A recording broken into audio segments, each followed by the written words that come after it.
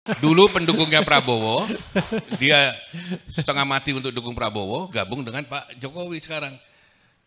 Karena dia simpatik dengan Pak Jokowi. Tapi terus kalau Pak Jokowi terus mau gabung lagi sama Prabowo, akhirnya pendukungnya Pak Jokowi lari lagi. Ini kok malah digabung sama orang ini.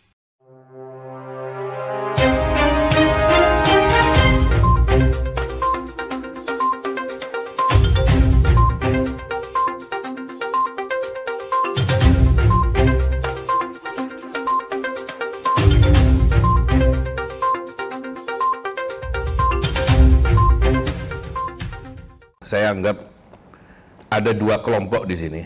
Yang satu kelompok partai politik, yang kedua kelompok non parpol. Nah, saya di sini masuk di dalam kelompok non parpol, kelompok yang tidak mempunyai partai politik. Saya teringat pada saat saya mendaftar diri di DPD, kita semua disuruh tanggalkan semua sebagai orang partai politik, sehingga kita keluar tidak ikut sama sekali di partai politik. Kemudian mendekati Pilpres, saya keliling di 33 provinsi. Saya melihat ini kenapa kok yang berkuasa semuanya parpol. Sedangkan kita tahu di situ ada kerajaan, ada rakyat, ada ormas-ormas. Mereka kok tidak bisa berbuat apa-apa. Dan mereka menyampaikan aspirasi kepada saya, mempertanyakan kenapa di DPD ini kok tidak bisa calon presiden. Di bupati bisa, di gubernur bisa, di presiden kok nggak bisa. Ternyata setelah kita lihat ada amandemen konstitusi yang tidak melibatkan DPD. Jadi gambarannya, kasarannya, di dalam MPR itu ada DPR, ada DPD, ada DPD itu jelmaan dari utusan daerah, kemudian ada utusan golongan, dan mereka semua pada saat itu bisa mencalonkan presiden. Pada saat amandemen konstitusi di 1999 sampai 2002, itu DPD tidak punya hak apa-apa. Yang punya hak untuk mencalonkan presiden hanya partai politik. Kenapa seperti itu? Nah, inilah yang akhirnya kami bersama teman-teman di DPD berdiskusi, akhirnya muncullah satu ide bahwa kita harus memperjuangkan hak kita sebagai orang yang tidak berpartai politik untuk mencalonkan presiden. Kemudian saya melihat lagi ada usulannya Pak Prabowo pada saat itu, cocok calon presiden cukup 2 dari partai politik. Saya mendukung itu 2, tapi 2 itu cukup dari partai politik 1, dari non parpol 1. Kita beradu di situ. Jadi jangan semuanya diambil dari partai politik. Hak kita sebagai orang yang tidak berpartai politik ini mewakili daerah, mewakili banyak. Kita ini satu provinsi dipilih hanya 4 orang. Suara kita dengan suara DPR itu jauh sekali. Kalau DPR dia dipilih melalui dapil, kalau kita ini satu provinsi keliling, lebih berat. Tapi tidak punya wakil, dia tidak bisa memilih calon presiden yang dia usulkan. Itulah yang akhirnya membuat kita berprinsip bahwa kita harus bisa menjembolkan. Kalau ada pasal 6A, di situ hanya partai politik dan partai politik gabungan, kita minta ditambah 1. Di situ ada perseorangan yang mewakili Dewan Perwakilan Daerah. Kalau ini sudah ada, itu baru adil. Kalau ini tidak ada, tidak adil. Apalagi bicara Jokpro, nggak ada urusan kita sama Jokpro, iya kan? Bagaimana yang independen saja tidak bisa masuk, kemudian mau ada usulan 3 periode. Buat saya mau 3 periode, buat 5 periode, silahkan. Tapi ini independen harus ada. Karena yang mempunyai hak untuk memilih itu adalah rakyat. Nah, itu satu gambaran yang saya perlu sampaikan. Dan saya sudah keliling dan saya mendapatkan dukungan banyak dari para raja-raja Nusantara, daripada rakyat, dan para akademisi, para mahasiswa. Mereka ngerti kok bahwa ini sudah saatnya kita harus memperbaiki amandemen konstitusi ini. Bukan kita ingin merubah undang-undang dasar, bukan. Kita mengkoreksi, memperbaiki. Sementara itu dulu, terima kasih. Satu klarifikasi Pak Ketua, sejauh ini bagaimana usulan itu sudah menggelinding di DPD sendiri? Apakah secara formal sudah dirumuskan dan mau diajukan atau masih wacana? Sudah, jadi di DPD sendiri itu sudah membentuk timja diketuai oleh Pak Jimli. Dia tugasnya memperkuat DPD. Kemudian kalau saya sengaja keliling daerah, menerima aspirasi dari daerah. Nanti di ujungnya akan ketemu itu. Jadi sebetulnya kalau saya bilang untuk mengantisipasi jangan sampai ada oligarki, ini utusan daerah, Dewan Perwakilan Daerah untuk harus bisa dilepas.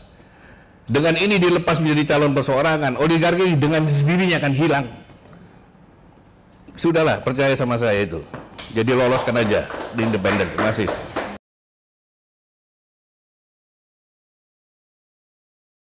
Kita ini, saya itu jadi ketua Kadin dibatasi 2 tahun, dua periode. Ketua umum PSSI dibatasi 2 periode. Semuanya itu serba dibatasi. Kemudian yang namanya presiden itu batasannya juga 2 kali. Mulai dari mana saja 2 kali sejak reformasi. SBY, Gus Dur semua. Lah sekarang terus kok diusulkan ada 3 periode. Padahal ada agenda satu yang saya masih mau masukkan itu adalah independen. Untuk kita yang tidak berpartai ini harus masuk dulu. Nah, kalau ini sudah masuk mau 3 periode, mau 5 periode silakan. Nanti kita sama-sama. Usul nanti ada yang usul anggota DPR juga maksimal 2 periode saja. Anggota DPD juga 2 periode. Biar silakan masing-masing dengan proposalnya masing-masing gitu. Iya, silakan, tidak ada masalah. Mau DPR, mau DPD. Tapi yang jelas presiden dari dulu itu sudah 2 kali. Jangan terus diperpanjang terus. Oh iya, omong-omong Pak Prabowo itu tahun 2019 pidatonya ingin mengembalikan Undang-Undang Dasar kepada aslinya.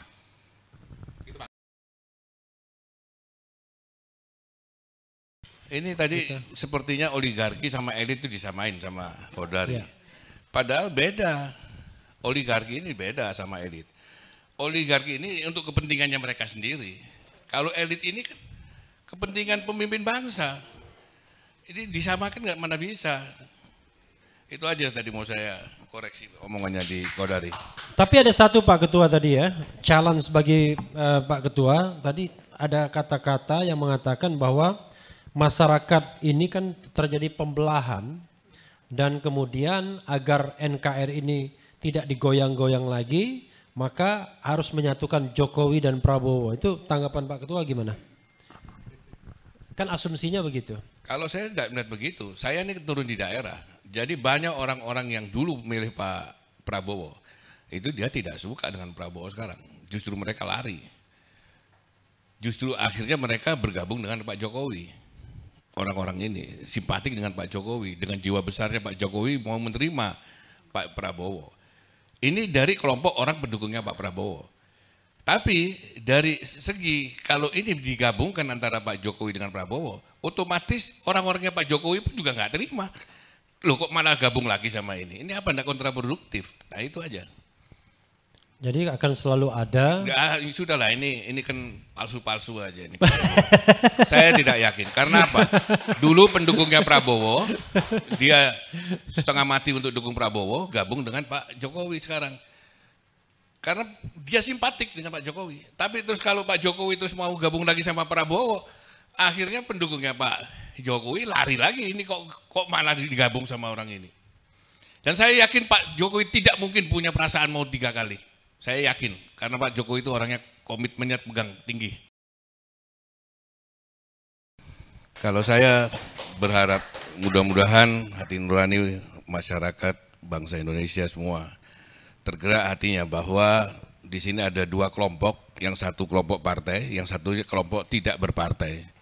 Yang kelompok partai dia bisa mencalonkan presiden, dan yang tidak berpartai inilah kami berharap masyarakat bangsa Indonesia ikut membantu supaya kita bisa mempunyai satu calon presiden yang tidak berpartai, yang masih bersih.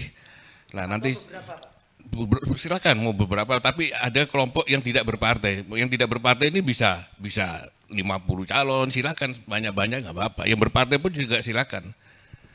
Nanti silakan diadu semakin banyak, karena anak bangsa kita kan banyak pinter-pinter. Masa kita hanya dipilihkan hanya sesuatu yang sudah ada, yang lo lagi. Ya inilah yang harus kita kembalikan. Kemudian harapan saya juga, semua partai ini itu kalau kita melihat di pasal di undang-undang ya, di nomor 7A kalau nggak salah, itu kan tidak ada juga sebetulnya ambang batas. Saya tanya sama Pak Andi Matalata, itu ngomong itu tidak ada ambang batas, itu tidak ada. Justru ini kalau sekarang ini pemilu dilakukan 2024, itu tidak perlu ada ambang batas. Kenapa kok harus menggunakan hasil pemilu 2019? Nah ini silakan yang ahli pakar hukum silakan aja. Jadi harapan kami semua partai selama dia menjadi peserta pemilu, berarti dia lolos verifikasi sebagai peserta pemilu, ya mereka punya hak untuk mencalonkan presiden, silakan aja. Saya rasa itu yang perlu saya sampaikan. Terima kasih. Yang jelas kita di sini saya selalu mengatakan bahwa kebenaran bisa disalahkan, tapi kebenaran pasti akan menang. Terima kasih.